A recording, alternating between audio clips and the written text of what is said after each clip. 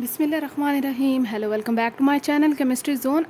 Today we are going to talk about the types of passive transport. In last video we discussed about the passive transport. What is passive transport? Now in this video we are going to talk about the types of passive transport.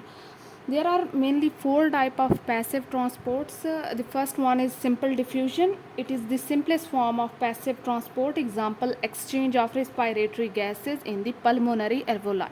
Means exchange of gases in respiratory system is a simple diffusion in which the gases diffuse into alveoli.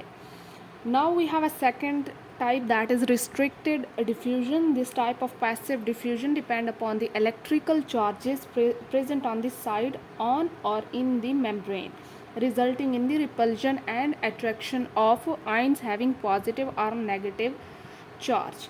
So in this type of diffusion, which is called restricted diffusion, restricted means that this type of diffusion only depend upon the electrical charge, that these charges are moving in and out, like the positive ions and negative ions are due to the repulsion and attraction of charges.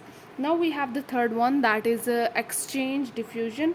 So what is the exchange diffusion? Exchange diffusion, it is the passage of a solute across the cell membrane, which is accompanied by the passage of an equivalent solute across the cell membrane but opposite in direction.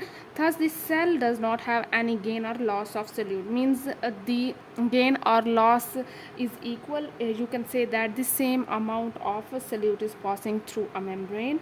This is exchange diffusion. Now we have the fourth one, that is facilitated diffusion.